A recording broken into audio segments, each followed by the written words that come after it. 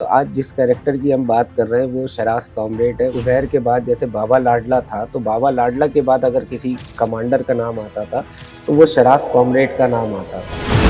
शरास comrade को Dubai फरार होने की कोशिश पर लाहौर एयरपोर्ट से गिरफ्तार कर लिया गया है। मुलजिम कत्ल की 200 वारदातों में मसरूफ था।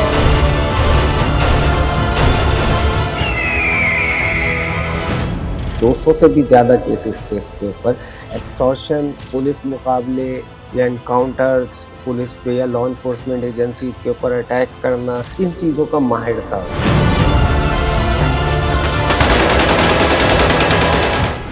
बहुत से हमने किरदार ऐसे देखे हैं जो पहले मजदूरियां किया करते थे, फिर वो इस फील्ड में आए थे। तो ये क्या था, इसका क्या मामला था? पहले भी पॉडकास्ट में बात की है कि कोई जो है वो बस कंडक्टर हुआ करता था, तो कोई फिशरी में मजदूरी किया करता था। अगर आम आसान अल्फाज में कहा जाए तो हमने इसको जेब कतरा, ये वो था बेसिकली। बताया जाता है कि जब बाबा लाडला और उज़ैर बलोच की आपसी लड़ाई शुरू हुई थी, टफ टाइम इसने बहुत दिया था बाबा को। इतने सारे कमांडर्स थे लियारी के अंदर, एक बड़े नाम थे। उस्ताद ताजू को ये समझ लें कि एक टफ कंपटीशन दे रहा था, तो यकीनन फिर जब बाबा से फाइट होगी तो बाबा को भी तो टफ टाइम देगा ना। तो अगर बाबा खुद एक वन मैन तो आर्मी वन मैन आर्मी ज़रूर था बाबा, लेकिन ये भी तो नंबर 2 पर था। सर, माजिर बलोच लड़ाई के अंदर भी शरास कामरेड का बड़ा नाम आता था। जिंदा लोगों को पकड़ना, उनको टॉर्चर करना, शदीद टॉर्चर करना और बाकायदा ड्रिल करना, उसकी वीडियोस भी बनाना और वो फिर वायरल भी हुई वीडियो। तो ये एक बड़ा उसका रोल रहा इस सारे फसाद के अंदर। ये बगदादी थाने वाने में भी बड़ा बोलते हैं कि इसका बड़ा इन्फ्लुएंस था। To be a cop please contact Rehman Dakait. तो जब जिस गैंग का इतना इन्फ्लुएंस होगा कि वो पुलिस अपॉइंट कर सकता है, भर्ती करवा सकता है अपने लोगों की पुलिस डिपार्टमेंट के अंदर, तो फिर थाने वाने की तो कोई बात ही नहीं रहती है ना।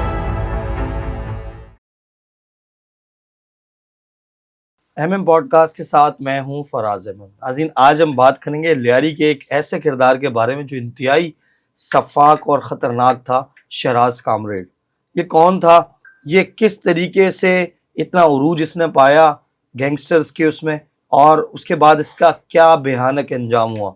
इस टॉपिक पर बात करने के लिए हमारे साथ मौजूद हैं सीनियर क्राइम रिपोर्टर हैं फराज खान साहब। सर, अस्सलाम वालेकुम। वालेकुम। सर, बहुत बहुत शुक्रिया, आपने टाइम दिया। सर, आज फिर हम लियारी वाले, तो मजे की बात ऐसी है कि हम एक एक किरदार लेके आ रहे हैं मार्केट के अंदर, उसके बाद लोग कमेंट्स करके बोल रहे हैं कि सर ये किरदार रह गया, इसकी भी जरा कहानी सुना दें, ये कौन था? तो सर, शरास कामरेड। अच्छा देखें, ये बात जो आपने की ना कि किरदार तो बेइंतहा थे, अभी भी कुछ उसमें से एग्जिस्ट करते हैं, अभी सरवाइव कर गए थे, जिंदा हैं, कुछ मारे गए, कुछ जेलों में, लेकिन किरदार बेइंतहा किरदार थे। लेकिन आम तौर पे लोग जैसे जानते हैं कि उज़ैर बलोच, अरशद पप्पू, रहमान डकैत, बाबा लाडला, गफ़ार दिकरी, पर इससे ज़्यादा लोग आम तौर पे जानते नहीं हैं। कुछ ढेंगू को जान लेते हैं, कुछ उस्ताद ताजू को जान लेते हैं। तो इस तरह अभी जो आज जिस कैरेक्टर की हम बात कर रहे हैं वो शरास कॉमरेड है। वो भी एक बड़ा नामी गिरामी अपने दौर का जो है वो एक कमांडर था लियारी गैंग वॉर का, रहमान डकैत ग्रुप का कहें या उज़ैर बलोच ग्रुप का कहें। और जब ये अब उस अपना उरूज था इस गैंग वॉर का, तो ये नंबर 2 कहलाता था। नंबर 2 इस मीन्स के रहमान या उज़ैर के बाद जैसे बाबा लाडला था, तो बाबा लाडला के बाद अगर किसी ग्रुप गैंग कमांडर का नाम आता था तो वो शरास कॉमरेड का नाम आता था। तो जैसे उस्ताद ताजू थे, ये उस्ताद ताजू के लेवल का एक समझ लें कि एक कैरेक्टर कमांडर, था एक कैरेक्टर था या कमांडर था वहाँ का ना। यानी कि आप उससे ये समझ लें कि इस तरह का था कि राशिद रेखा एक बड़ा कमांडर था या जबार जेंगू एक बड़ा कमांडर था, तो वो भी एक वक्त में इसके अंडर काम कर चुके थे। तो ये मतलब इसका लेवल समझाने की कोशिश कर रहा हूँ कि किस लेवल का ये कमांडर था। इस यही वजह थी कि नंबर 2 कहलाया करता था। सर, ये कैसे इस कारनामे में आया, और ये कहने को क्या काम क्या करता था? बहुत से हमने किरदार ऐसे देखे हैं जो पहले मजदूरियां किया करते थे, फिर वो इस फील्ड में आए थे। तो ये क्या था, इसका क्या मामला अच्छा, था? इसका जो था वो कोई मुख्तलिफ नहीं था। आम तौर पे जैसे दीगर के बारे में हमने मुख्तलिफ पहले भी पॉडकास्ट में बात की है कि कोई जो है वो बस कंडक्टर हुआ करता था, तो कोई फिशरी में मजदूरी किया करता था। तो शहराज कॉमरेड जो था वो भी कोई इसी तरह का ही एक कैरेक्टर था, जो कि अगर आम आसान अल्फाज में कहा जाए तो समझें उसको जेब कतरा, अच्छा। ठीक है। तो पॉकेट मार जिसको कहते हैं हम, जेब कतरा, ये वो था बेसिकली। और यही इसके काम हुआ करते थे। फिर रहमान की ज़िंदगी में भी कहते हैं कि रहमान की ज़िंदगी में भी ये फिर इसने वक्त के साथ साथ आहिस्ता आहिस्ता, क्योंकि ये रहता वहाँ पर था लियारी के इलाके बगदादी में, वो वहाँ पर रिहाइश पजीर था, वहाँ का रिहायशी था। तो बहरहाल ये है कि उस वक्त ये वहाँ पर रहमान के साथ भी रहा, लेकिन ये उस दौर में रहमान के आखिरी वक्त का जो वक्त था उस दौर में भी एक्टिव रहा, लेकिन ऐसा सच उस वक्त तक इसका नाम नहीं था। इसको जो उरूज मिला या जो अपने टॉप पर आया, वो आया ये उज़ैर, जब रहमान का इनकाउंटर हुआ, रहमान के बाद जब वन मैन शो हो गया लियारी के अंदर। और क्योंकि जो पप्पू गैंग था वो ख़त्म हो चुका था, ज़िक्री जो है वो इनके साथ अलायंस कर चुका था, तो उसके बाद जो है वो उज़ैर का ही एक गैंग था। और जो भी, ना सिर्फ ये, जितने भी गैंगस्टर थे या जितने भी वहाँ पर इस तरह के क्रिमिनल एलिमेंट थे जो कि सर्वाइव करना चाहते थे या सस्टेन करना चाहते थे, तो उनके लिए लाजिम व मजलूम था कि वो उज़ैर के गैंग की बैत कर लें या उज़ैर से बैत ले लें या उसके गैंग को ज्वाइन कर लें। तो जो शराज था, जो उसका असल टाइम जो शुरू हुआ ना, था तो ये पुराना ही, हम कह सकते हैं एक तरह से पुराना था, लेकिन जो असल टाइम इसका शुरू हुआ वो हुआ उज़ैर के गैंग थे, जब उज़ैर ने गैंग की कमांड संभाली। सर उसके बाद ये बाबा और उज़ैर की लड़ाई के अंदर किस पार्टी के साथ था और उसके पास कौन कौन से इलाके अच्छा संभालता था? देखिए, मैं बताया ना बगदादी का रहने वाला था, तो बगदादी का ही कमांडर था, बगदादी के ही जो है वो था। एक तरफ इसके जैसे जब्बार झेंगू टाइप जो था वो एक साइड पे इसके आता था, दूसरी तरफ जो है अगर देखा जाए तो उस्ताद ताजू वाले भी इसके करीब थे, और ये बगदादी का एरिया जो है वो उसको कमांड करता था।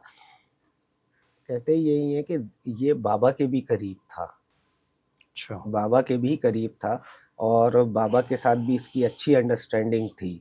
लेकिन जब ये गैंग वॉर इनका इंटरनल शुरू हुआ, जो इंटरनल रिफ्ट था उसमें उज़ैर के बीच में और बाबा के बीच में, तो ये उज़ैर के साथ जाके खड़ा हुआ था, बाबा के साथ नहीं खड़ा हुआ था। सर ये इलाके आप बगदादी के बता रहे हैं ये संभालता, तो सर इसके बारे में ये भी सुना है कि जावेद नागौरी जो पाकिस्तान पीपल्स पार्टी के रहनुमा है लियारी के, उनके भाई को भी मारने में ये था। इसका नाम ज़रूर आया था जब शुरू में ये वाक़या हुआ था, तो उसके बाद इसका नाम ज़रूर आया था कि शराज़ का था, लेकिन वो शराज़ का नहीं था, शराज़ का टीम मेंबर था, मज़र आई थिंक उसका नाम था, उसने ये कार्रवाई की थी, और वो भी उसका कोई पर्सनल रीज़न था, कोई इसकी डायरेक्शन पे नहीं, क्योंकि जब पहले ये वाक़या हुआ तो उस वक़्त ये नाम आया कि शराज़ कॉमरेड ने जो है वो मारा है। फिर उसके बाद ये बात पता चली कि शराज़ नहीं, शराज़ की टीम ने मारा है। और फिर ये बात आई कि शराज़ की टीम को शराज़ के ऑर्डर्स पे या उसकी डायरेक्शन पे जो है वो मारा गया। लेकिन बाद में ये चीज़ भी क्लियर हुई कि शराज़ ना खुद इन्वॉल्व था डायरेक्टली उसमें, ना इनडायरेक्टली इन्वॉल्व था, बल्कि उसका अपना ज़ाती एक मसला था मदर का, जिस मसले के ऊपर उसने उसको मारा था। सर महाजिर बलोच लड़ाई के अंदर भी शराज कामरेड का बड़ा नाम आता था। देखिए, असल जो बूस्ट कहेंगे हम, कुछ चंद वाक़यात थे जिसकी वजह से मिला। अगर हम वो कहें, याकूब चार्ली का जो बेटा सलाम उर्फ़ सलामू था, और ये उस भी लियारी गैंगस्टर ही था ये आई थिंक। ये बेसिकली समझ लें तो 80s 90s से जो चलती आ रही थी, एक सिलसिला जो चलता आ रहा था लियारी के मतलब अंदर, जो खानदानी गैंगस्टर कह सकते खानदानी हैं। गैंगस्टर कहें, क्रिमिनल कहें, तो ये वो लोग थे जो कि बेसिकली ऑपरेट करते थे 500 क्वार्टर मुशर्रफ कॉलोनी, जो हाउस बे वाला एरिया, वहाँ पर ऑपरेट किया करते थे। ये लोग वहाँ के ही रहने वाले थे। अब जैसे मैंने बताया ना कि हर कोई बैत ले रहा था, किसी न किसी के अंडर आना था, तो ये लोग भी उज़ैर की बैत कर चुके थे या उसके अंडर आ चुके थे। लेकिन चूँकि लियारी में जो आम तौर पे वो जो उनका कंसंट्रेशन होता था वो वहीं पर होता था कि लियारी के एरियाज़ को कवर करना है उनको। वो इससे ज़्यादा, ठीक है, वो देखते ज़रूर थे उन इलाकों को, लेकिन हर वक़्त उसके ऊपर फ़ोकस नहीं किया करते थे। तो इसी तरह ये जो सलाम उर्फ़ सलामू या सलाम उर्फ़ सलामू का जो भाई था शराज़ कॉमरेड, वो भी कॉमरेड था। वो भी कॉमरेड था, वो पुराना था, या आप उसको कहें सीनियर कह लें।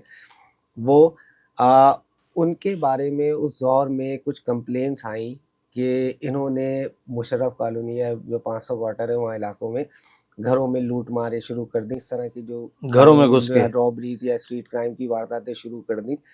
तो ये चीज़ शुरू से लियारी के में नापसंद की जाती है। जो स्ट्रीट क्राइम आप देखें, अगर पूरे शहर में अगर स्ट्रीट क्राइम होता था तो लियारी में कभी भी इस तरह की चीज़ों को कभी भी पसंद नहीं किया गया, जब तक कि गैंग वॉर अपने उरूज पे रहा, चाहे रहमान की ज़िंदगी हो या उज़ैर की ज़िंदगी हो, या जब तक उज़ैर उसको ऑपरेट कर रहा था। तो जब तक लियारी में गैंग वॉर रहा तब तक वहाँ पर हाउस रॉबरीज या स्ट्रीट क्राइम का कॉन्सेप्ट नहीं रहा है, और जब कभी भी हुआ है तो उस पर सख्त एक्शन लिया गया। और यही वजह थी जब ये सलाम उर सलामू या जो पहले वाला शराज कॉमरेड उसका भाई, जब इस तरह की कंप्लेंट्स मुसलसल आना शुरू हुई बाबा लाडला के पास या उज़ैर बलोच के पास, तो उस पे फिर इस शराज कॉमरेड को ये भेजा गया कि जाके इस मसले को डील करो। तो बहरहाल शराज कॉमरेड जाता है, अपनी बाकायदा पूरी टीम, और उसकी टीम भी जो कहते हैं कि बड़ी ज़बरदस्त टीम थी, कारीगर लड़के थे सारे, और ये अपनी टीम के साथ वहाँ पर जाता है। और जो उनकी बाकायदा कहते हैं कि मेहमान नवाजी, जिस तरह खाना पीना या बैठक सारी चीज़ें, ये सारा मामला चला वहाँ पर। और उसी दौरान कोई बात हुई है, अनबन हुई है, जिस पे शराज ने जो है वो, जो पहले वाला सीनियर शराज कॉमरेड था या सलाम और सलामू था या उसके साथ जो चार लोग थे, उन सबको वहीं पर मार दिया। तो ये एक केस बहुत हाई प्रोफाइल बना, और यहाँ से भी इसको जो है काफ़ी एक बूस्ट मिला बोला शराज कहा कॉमरेड में। जाता है कि सर 5 से 7 लोग वहाँ मौजूद थे, सबको मार दिया था। यही तो मैं आपको बता रहा हूँ कि सलामू का भाई शराज कॉमरेड और उनके साथ जो 4-5 और मज़ीद लोग थे, उन सबको वहीं उसने मार दिया। जब बात नहीं बनी तो बात नहीं बनी, उस पे तू-तू मैं-मैं हुई है उनकी, और उसके बाद उसने वहीं सबको मार दिया और वहाँ से निकल गया। अब ये चीज़ बाकायदा क्लियर नहीं है कि वो ज़हनी तौर पे तैयार होके गया था कि मुझे जाके मारना ही है, या वाक़ई में वहाँ पर कोई ऐसी चीज़ हो गई कि वो चाहते ना चाहते हुए भी उसको मारना पड़ा। लेकिन ये वाक़या बड़ा जो है समझ लें कि बहुत हिट हुआ, क्योंकि सर बहुत वो भी हाईलाइट हुआ। गैंगस्टर थे वो भी गैंगस्टर थे, और पुराने सलामू एक गैंगस्टर। बड़ा नाम था, शराज कॉमरेड एक बड़ा नाम था उस दौर का। फिर वो अगर उनके पीछे जाएँ उसके वालिद साहब के, तो याकूब चार्ली, तो एक बड़ा, ये नाम तो एक बड़े ही नाम थे ना, कोई छोटे नाम तो नहीं थे। और 80 की दिहाई से या 90 की दिहाई से जो एक पूरा एक सिलसिला चलता आ रहा हो, तो ये भी एक आसान काम नहीं था। बहरहाल शराज ने इनको मार दिया वहाँ पर। तो यहाँ से भी उसको एक थोड़ा-सा एक समझें कि उसको खुद भी एक परवान चढ़ा और गैंग के अंदर उसका नाम बना। और यही वजह थी कि अगर इसका ज़िक्र किया जाए तो अब अगर उस्ताद ताजू एक बड़ा नाम था लियारी गैंग वॉर के अंदर, तो उस्ताद ताजू के बराबर का जो है वो एक गैंगस्टर इसको समझा जाता था। बल्कि बराबर क्या, मैं तो कहूँगा भाई कि अगर बाबा के बाद अगर किसी का नाम आ रहा है और नंबर 2 कहा जा रहा है, तो उस्ताद ताजू से भी बड़ा ही हो गया ना वो। फिर उस्ताद ताजू ऑब्वियसली फिर तीसरे नंबर पर आ रहा है, तो अगर नंबर 2 पे ही आ रहा है, क्योंकि नंबर 1 तो बाबा ही था। सर ये जो महाजिर बलोच लड़ाई थी उसके अंदर इसका बड़ा किरदार था, ये सेकंड, लोगों को उठाना। ये देखिए, एक तो ये सलामू वाला वाक़या हो गया। फिर उसके बाद एकदम ये जो कराची में एक मामला शुरू होता है, महाजिर और बलोच फसादात शुरू होते हैं, जो एथनिक एक वायलेंस शुरू हो जाता है। तो उसमें भी शराज का एक बड़ा रोल देखने में सामने आया। और उसका रीज़न ये था कि अगर आपको याद हो कि उस दौर में कुछ वीडियोस भी चल रही थी, हालांकि इतना सोशल मीडिया का कोई दौर नहीं था, लेकिन फिर भी वो कुछ वीडियोस ज़रूर आई थी सामने, जिसमें बाकायदा दिखाया जा रहा था कि ड्रिल किया जा रहा है लड़कों जिंदा लोगों को, को। ज़िंदा लोगों को ड्रिल किया जा रहा है। ये लाशें भी जो मिल रही हैं तो वो ड्रिल हुई भी मिल रही हैं, यानी बदतरीन जिसको कहते हैं कि एक बदतरीन तशद्दुद किया जा रहा है। और जो उनका एक शुरू से एक पैटर्न रहा है कि भाई दहशत की जो है एक सियासत करो, या दहशत का एक माहौल पैदा करके रखो, ज़्यादा से ज़्यादा जुल्म दिखाओ लोगों को, ताकि जितना आप जुल्म दिखाएंगे उतनी आपकी दहशत जो एक कॉन्सेप्ट है वो बना रहेगा।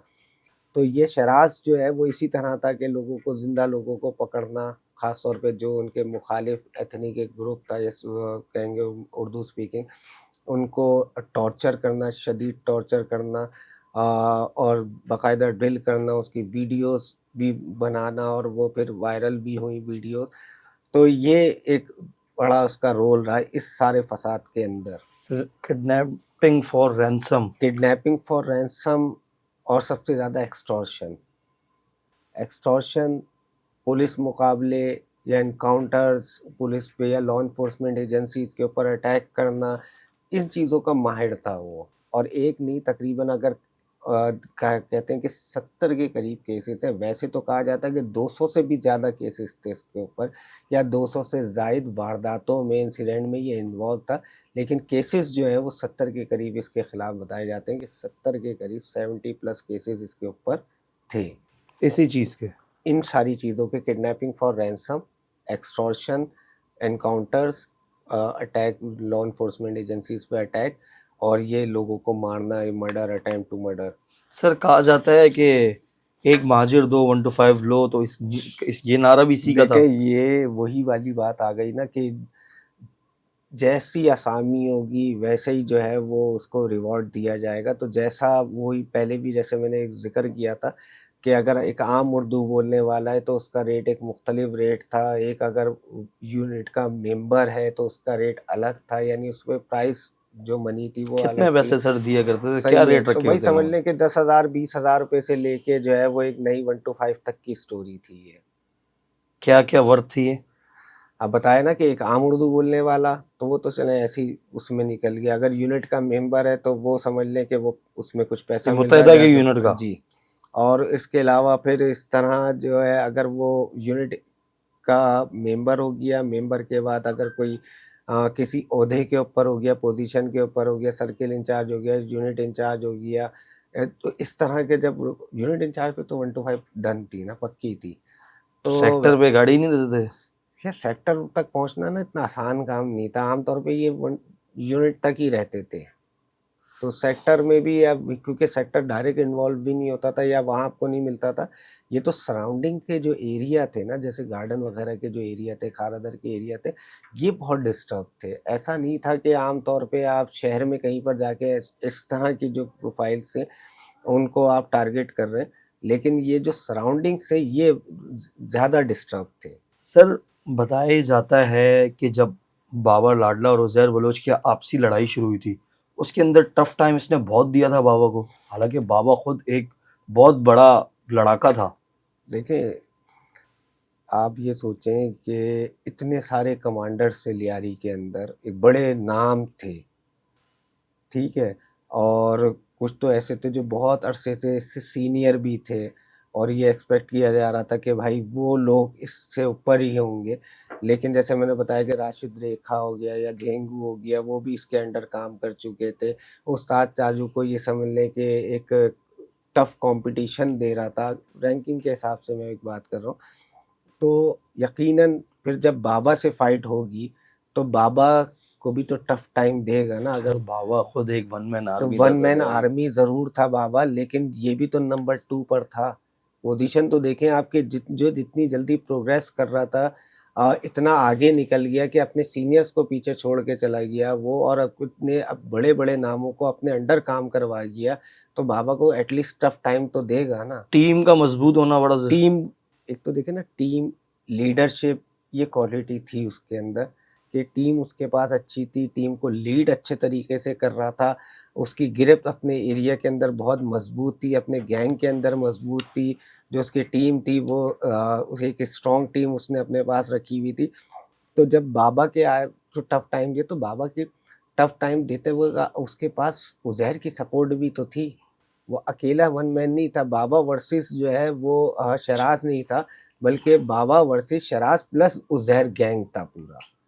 तो बाबा वैसे ही डिस्टर्ब था, क्योंकि बाबा जो है वो उस गैंग से निकल के उस गैंग के खिलाफ जो है वो एक फाइट कर रहा था ना, लेकिन उज़ैर का गैंग तो ऑलरेडी एग्जिस्ट कर रहा था, तो उसके पास पूरी गैंग की सपोर्ट भी थी, तो उसके लिए टफ टाइम देना इतना कोई मुश्किल काम भी नहीं होगा अगर नॉर्मली देखा जाए तो।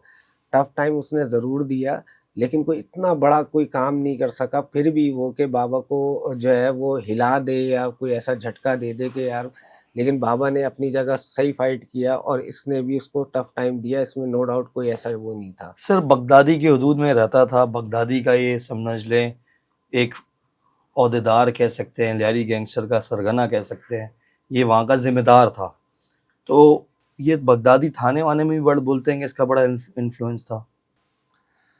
देखिए उस वक्त मैंने एक बार खबर की थी, जब रहमान के बारे में बात की जा रही थी, जब बीवी ने आने का पाकिस्तान अनाउंस किया था, तो उस वक्त जब ये रहमान डकैत से खान भाई वाली जब दौर था कि खान भाई हो गए थे, खान जी हो गए थे, सरदार हो गए थे। सरदार हो गए थे, तो ये उस वक्त की बात थी।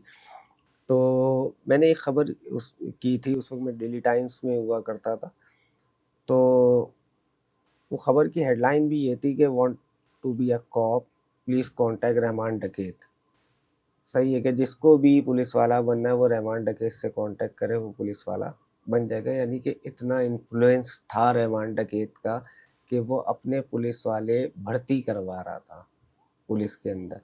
तो जब जिस गैंग का इतना इन्फ्लुएंस होगा कि वो पुलिस अपॉइंट कर सकता है, भर्ती करवा सकता है अपने लोगों की पुलिस डिपार्टमेंट के अंदर, तो फिर थाने वाने की तो कोई बात ही नहीं रहती है ना। तो फिर लाजमी बात है कि जब उसके गैंग के लोग कमांडर्स होंगे, उनका अपना एक उरूज होगा, एक वो टॉप पे चल रहे होंगे, उनका एक सीज़न है वो, और उस सीज़न के अंदर तो थाना वाना तो सब उनकी जेब में था। मतलब समझ लें कि आपको आप जैसे अब आप वो देखें ना कि जब पप्पू को पकड़ के लाया गया, तो पप्पू को कौन पकड़ के ला रहा था?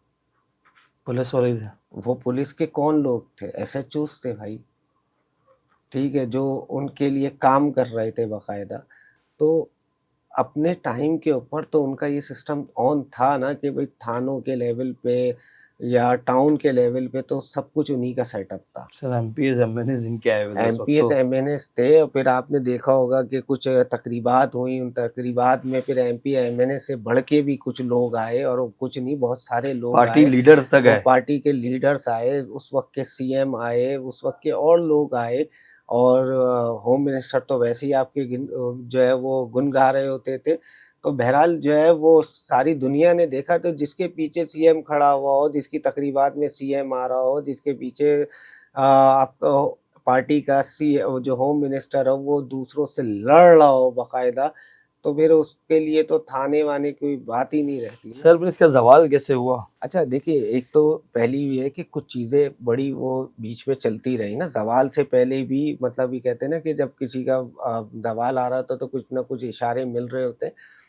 जब कराची ऑपरेशन शुरू हुआ 2013 में सितंबर में, तो उसके बाद जहाँ पर बहुत सारे गैंगस्टर्स ने कोशिश करी कि मुल्क से फ़रार हो जाए, जो जहाँ भाग सकता था, फ़रार हो सकता था, उसने कोशिश की, क्योंकि ये लड़े नहीं, कोई भी नहीं लड़ा। क्योंकि पहले ही हालत जंग में था आपस में सही ये है, लोग। तो ये लोग आपस में जब ये बात सही है कि वो हालत जंग में थे, इंटरनल रिफ्ट था इनके दरमियान, ये आपस में लड़ रहे थे। तो बहरहाल ये है कि इन्होंने वहाँ से निकलने की। तो उस जो कमांडर्स या गैंगस्टर थे जिन जहाँ से निकलने की कोशिश करी, उनमें से एक ये शराज भी था कि जिसने कोशिश करी कि ये भी यहाँ से मुल्क से फ़रार हो जाए। और फिर हमारे पास ये खबर आती है कि लाहौर एयरपोर्ट के ऊपर इसको एक हसास इदारे की जानिब से जो है वो पकड़ा गया है, ये ना इसको हिरासत में ले लिया, लेकिन इसकी कोई कंफर्मेशन कोई नहीं आई, ना कहीं से किसी ने डिनाई किया, ना इसको जो है कंफर्म किया, लेकिन ये खबर ज़रूर आई कि लाहौर एयरपोर्ट पे इसको अरेस्ट कर लिया गया है। बहरहाल फिर उसके बाद सुनते हैं कि भाई कुछ ले दे के कोई मामला हुआ, कुछ हुआ, कोई डील बनी है, और डील के बाद जो है ये वहाँ से दुबई निकल गया, अच्छा। और दुबई के बाद शायद फिर ये ईरान निकल गया। ठीक है, फिर उसके बाद एक और ख़बर आती है 2015 में, 2015 में, कि एक एनकाउंटर होता है कराची में मलीर नदी के करीब, और उसमें 5 लियारी के जो टॉप के गैंगस्टर्स होते हैं वो मारे जाते हैं, जिसमें इसका भी एक नाम था कि शराज कॉमरेड भी है। फिर उसके बाद दोबारा से उसमें तो थोड़ा सा ये खबर ट्विस्ट आती है, आता है। ट्विस्ट आता है, तो उसमें पता चलता है कि यार वो जो 5 थे उसमें शराज जो कॉमरेड कहा जा रहा था वो शराज कॉमरेड बेसिकली था नहीं। तो फिर ये एक चीज़ हो जाती है, पहले अरेस्ट की खबर आती है, फिर 2 साल बाद उसके एनकाउंटर में मारे जाने की खबर आती है, फिर पता चलता है कि नहीं जी ये शराज कॉमरेड नहीं था इन 5 लोगों में। फिर उसके बाद एक और ख़बर आती है कि शराज कॉमरेड जो है वो ईरान में मारा गया, और साथ में फिर मज़ीद उसके बाद ये पता चलता है कि जी शहराज कॉमरेड बेसिकली किसी यानी कि किसी हम लॉ इन्फोर्समेंट एजेंसी कहें या कोई कि उन्होंने नहीं मारा, या वहाँ की किसी फोर्सेस ने नहीं मारा, ना यहाँ की किसी फोर्सेस ने मारा, बल्कि वो एक ज़ाती झगड़े की बुनियाद पे मारा गया। और ज़ाती झगड़े की बुनियाद पे कहते हैं कि उसका ही जो जूनियर था, उसका ही जो उसके साथ काम करने वाला था, या उसका कहें टीम मेंबर, सनी नाम का एक शख्स था, जिसने उसको ज़ाती झगड़े पे उसको मार दिया। और मार भी ऐसा दिया कि गला घोट के, तकिए से इसका गला घोटा और उसको मार दिया, और मार के वहीं उसको दफना दिया।